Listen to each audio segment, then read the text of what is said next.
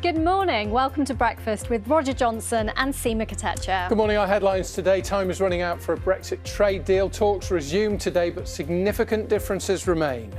Ready for rollout. The final preparations are underway for the coronavirus vaccine programme, which begins on Tuesday. The Duke and Duchess of Cambridge are to take a 3-day train tour around the UK to thank key workers. Good morning. England's first one-day international in South Africa is abandoned due to coronavirus. 2 members of hotel staff test positive as the match is called off just minutes before it was due to get underway in Paarl. Good morning. Well, we've got a real mixture of weather to come through the day today. For some, it's a frosty start and there'll be some sunshine. Others will see cloud and rain. But whatever the weather where you are, it's going to stay cold, not just throughout today, but into the week ahead as well. I'll have a full forecast for you a little bit later on. It's Sunday, the 6th of December. Good morning. Our top story today. The UK's chief Brexit negotiator will travel to Brussels this morning to resume talks with the European Union about a trade deal. Now, both sides say significant differences still remain. One source described the talks as the last throw of the dice.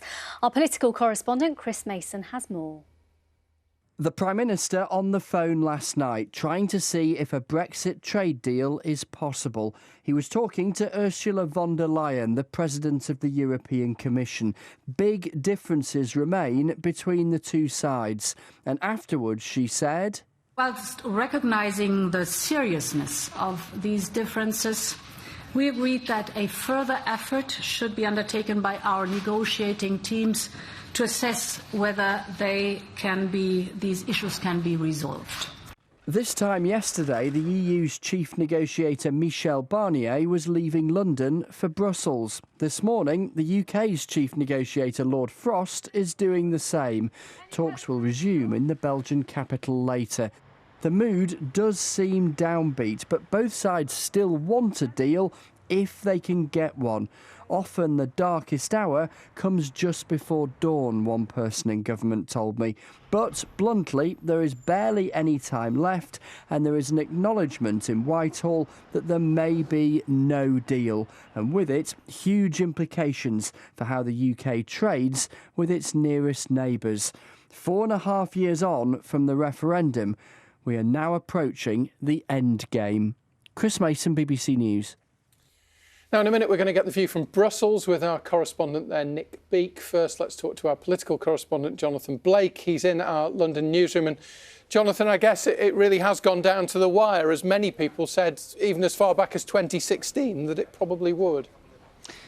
Yes, time is short, and until a while ago you might have said, well, if things got to this point, then there just wouldn't be time, even if a deal could be reached, for it to be approved by both sides and put in place before the deadline of December the 31st. But while both sides are still talking, then frankly anything can happen. There is still the chance that a deal can emerge and chance that both sides can approve it in time or even beyond that deadline of December the 31st, frankly. But as we've heard this morning, there are no shortage of phrases summing up just how much both sides see this as the last chance for a deal to be done. A couple of people talking up the chances of an agreement this morning. The Irish Foreign Minister Simon Coveney saying it's 97 or 98% done, and that we are more likely to get a deal than not, speaking in an interview with the Irish Independent newspaper. Also, Theresa May's former Chief of Staff, Lord Barwell, who you've been hearing from on Breakfast this morning, saying that agreement can be reached,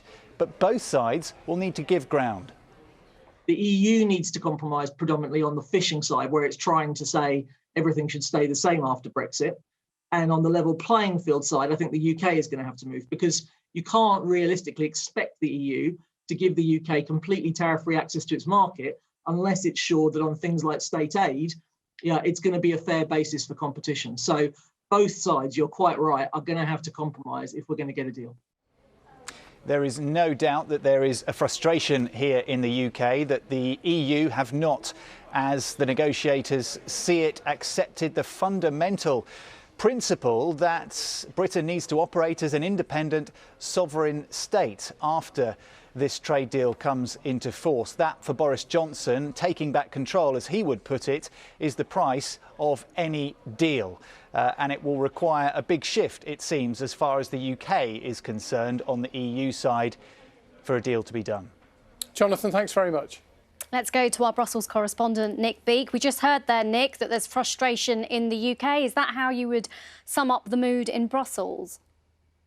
Morning, Seema. Yeah, I think there's also nervousness too, because while lots of people here think a deal can still be done, you don't find many people who say, do you know what, I'm going to put a bit of money on this. I think actually it's a certainty.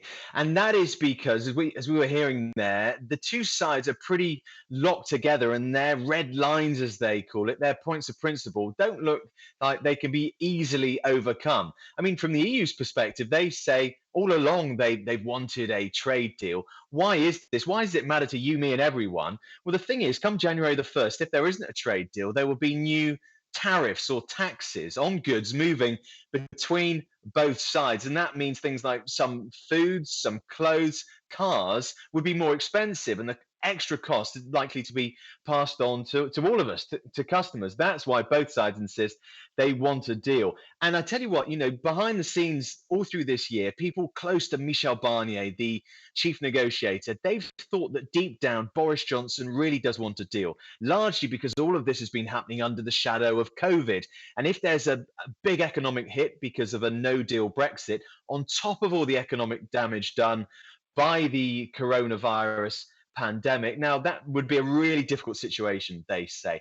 The problem, though, talking to people, as we've been doing for the past few months now, they see Boris Johnson's government as being unpredictable. Maybe Downing Street thinks that's a good thing, but I think there is no certainty among the EU circles here that they believe Boris Johnson will budge as they see it. They say he's the one who has to give ground at this late stage to get a deal. Of course, Downing Street says the EU is the problem. It simply refused to accept that the UK is now a sovereign, independent nation. Cheers, Nick. Nick Beak there, our correspondent in Brussels. So the next 48 hours looking very crucial. Here, the big story of the day, certainly as pertaining to matters at home, hospitals will receive their first deliveries of the new coronavirus vaccine tomorrow as the UK prepares to begin its largest ever immunisation programme. Now, the first jabs are expected to be administered on Tuesday at 50 hospitals across England. John Donnison has this report.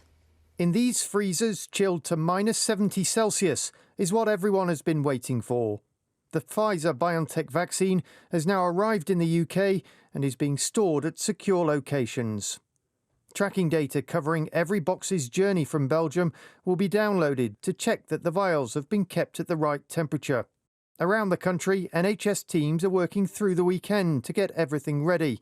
In England alone, 50 hospital trusts will initially serve as hubs administering the vaccine.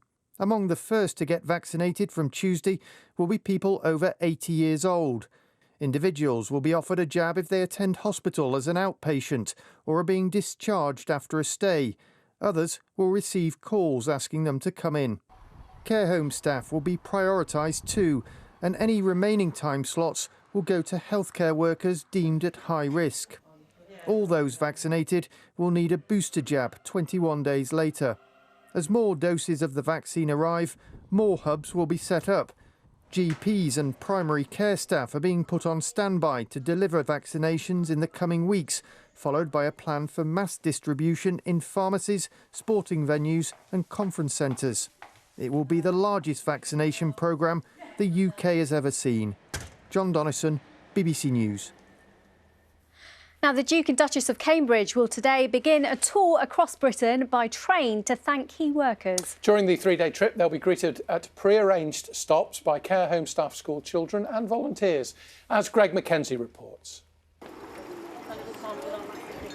The Duke and Duchess of Cambridge will board the royal train and travel 1,250 miles across the UK over the next 3 days.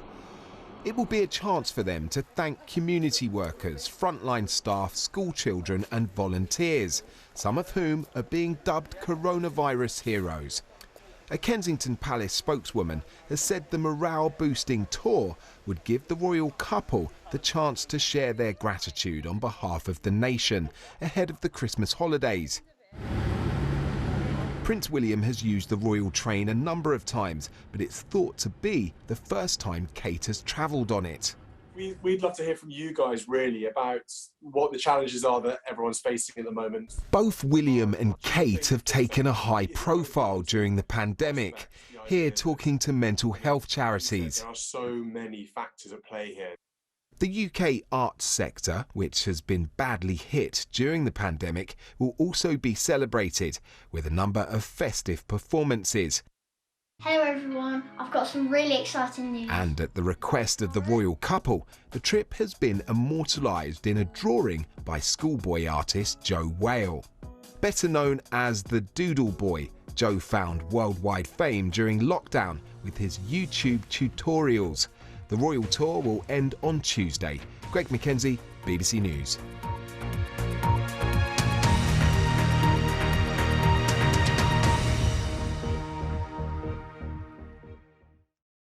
See the headlines as they happen and watch BBC News live in the app and get the full story with bbc.co.uk/news.